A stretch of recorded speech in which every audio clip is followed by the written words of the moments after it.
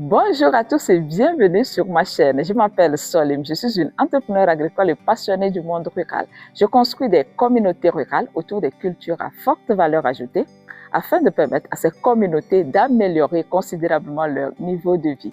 Vous êtes sur la chaîne des entrepreneurs qui impactent leur environnement. Je vous filme cette vidéo depuis la tour du château Vial dans la préfecture du Cloto à Kpalimé. Voici la tour en question. Les Camerounais ont Kribi, les Ivoiriens ont Assini, mais nous les Togolais, nous avons Kpalimé. Si vous êtes un touriste au Togo et que vous ne venez pas visiter Kpalimé, c'est que franchement, vous avez raté beaucoup de choses. Ce qui rend Kpalimé particulièrement intéressant, c'est le climat qui est très doux. Les températures les plus basses du pays sont enregistrées ici. Nous avons le relief qui est magnifique. Nous avons les cascades et plusieurs sites touristiques. Lorsque vous venez ici, vous vous sentez en contact avec la nature. Le naturel a un goût particulier. Les gens viennent ici en week-end se reposer parce qu'effectivement, ils sont à la recherche de ce naturel. Aujourd'hui, tout autour de nous devient de plus en plus artificiel. Même dans nos nourritures, nous ne retrouvons plus le goût de notre enfance. J'ai fait une vidéo tout récemment où je disais que, vu la difficulté de trouver de la main-d'œuvre, les producteurs ont de plus en plus tendance à se tourner vers l'utilisation des produits chimiques. Et c'est la réalité. Aujourd'hui, quasiment tous les producteurs utilisent les herbicides dans leurs champs, utilisent les pesticides chimiques dans leurs champs. Plusieurs se sont indignés en disant que ce n'est pas bien d'utiliser ces produits chimiques dans les champs, avec toutes les conséquences qu'on connaît. Mais moi, une indignation qui ne propose pas de solution est une indignation vaine. Parce que moi-même qui suis ici, je suis une défenseuse d'utilisation des produits biologiques. Vous allez voir même l'habit que j'ai porté là. Vous voyez ce qu'on a mis derrière. Je vais bien tourner. Vous allez voir. On dit quoi? Je dis oui aux intrants biologiques. Donc cet habit, par exemple, c'est pour vous dire que c'est dans le cadre d'une sensibilisation que cet habit a été conçu. Et dans plusieurs villages du Raro, j'ai passé du temps à sensibiliser les producteurs sur l'utilisation des intrants biologiques, sur les dangers aussi d'utilisation des produits chimiques. Mais c'est par manque d'alternatives que cela continue. Ce qu'il faut savoir aussi, ce n'est pas seulement de la faute des producteurs si aujourd'hui l'utilisation des produits chimiques prolifère.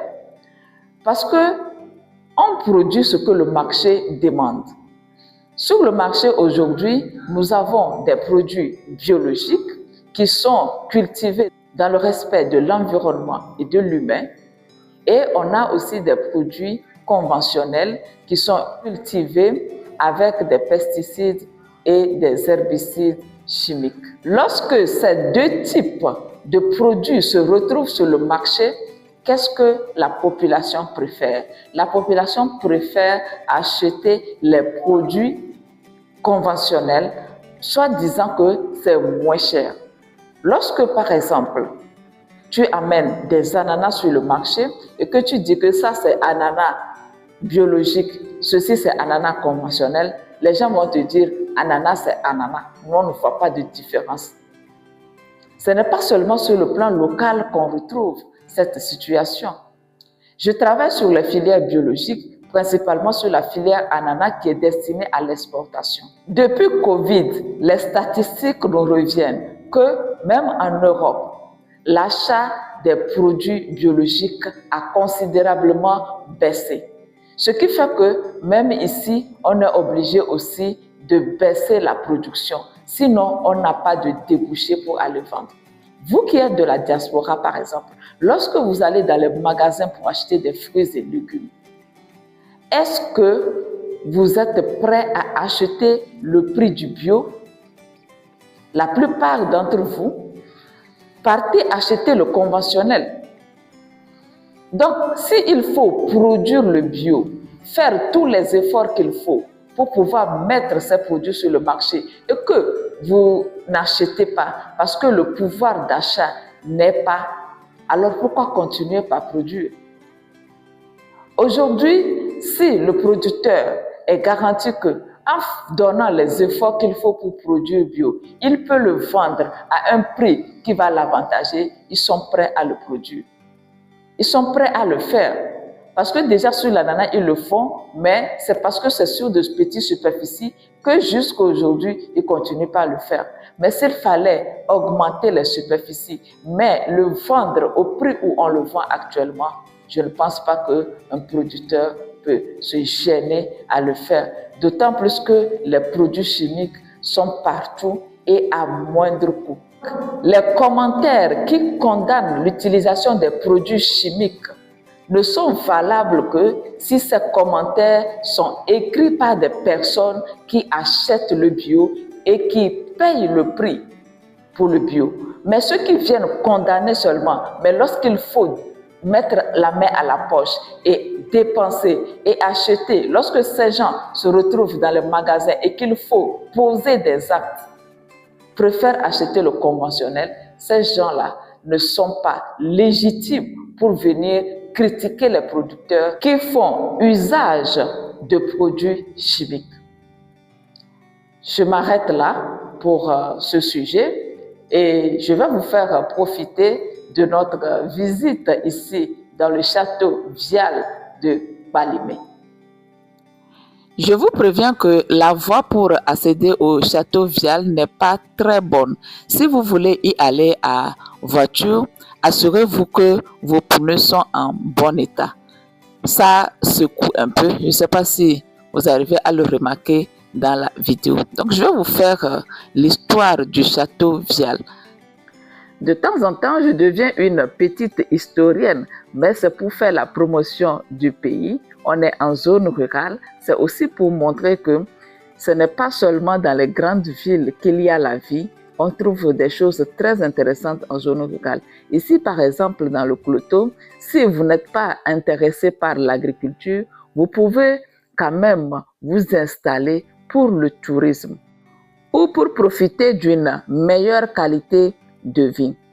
Les terrains sont à vendre dans cette localité. Lorsque nous étions même sur le chemin, nous avons vu des plaques qui indiquent terrain à vendre. Donc, vous pouvez même aller acheter des terres là-bas pour y habiter ou bien pour passer les week-ends. Donc, nous sommes en train de traverser la forêt pour aller au château Vial parce que le château Vial se trouve en pleine forêt.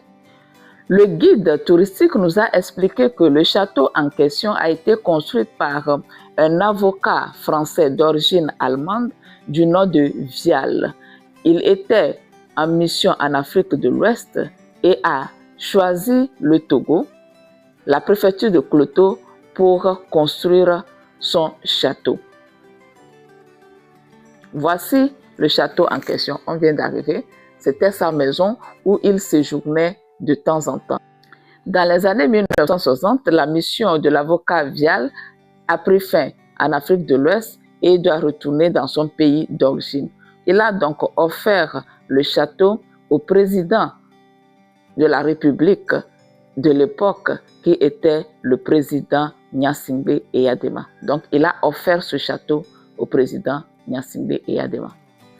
L'objectif dans cette vidéo n'est pas de vous faire une visite détaillée parce qu'il faut y aller pour pouvoir découvrir tout le château. Mais par exemple, le président Gnassingbé Eyadema a rénové le château et en a même fait une résidence secondaire. Je suis en train de filmer depuis son bureau. C'était ici le bureau du président. À côté, ici, c'était sa chambre à coucher dans le château Vial. Il y a plusieurs autres chambres, mais je voulais juste m'attarder sur ces deux chambres, le bureau du président et sa chambre à coucher. Là, je suis en train de quitter le château pour aller vers les suites ministérielles. Vial a prévu aussi de construire 12 suites pour les ministres. Je n'étais pas seule sur la visite, j'étais avec ma jeune sœur et mon père. Là, vous avez et notre guide touristique qui est là devant, qui nous conduit. Vous allez aussi remarquer que le château est un peu délabré. Donc, il y a des travaux de rénovation qui sont prévus, d'après ce que le guide nous a dit, pour que ce château redevienne un lieu touristique, un hôtel. Lorsque vous êtes dans le château, vous avez une vue sur toute la ville. Il y a une brume légère ce matin, c'est pourquoi l'image n'est pas très claire. Mais en étant dans le château, vous pouvez avoir une idée sur toute la ville. Ici, c'était l'écurie du cheval de Vial. C'est ici qu'il le gardait parce qu'il venait à cheval dans le château. Si vous voulez en savoir davantage, je vous invite à aller sur les lieux. C'est la fin de la vidéo. Je vous remercie de m'avoir suivi. Je vous donne rendez-vous dans quelques jours pour une nouvelle thématique. D'ici là, prenez bien soin de vous et portez-vous bien. Au revoir.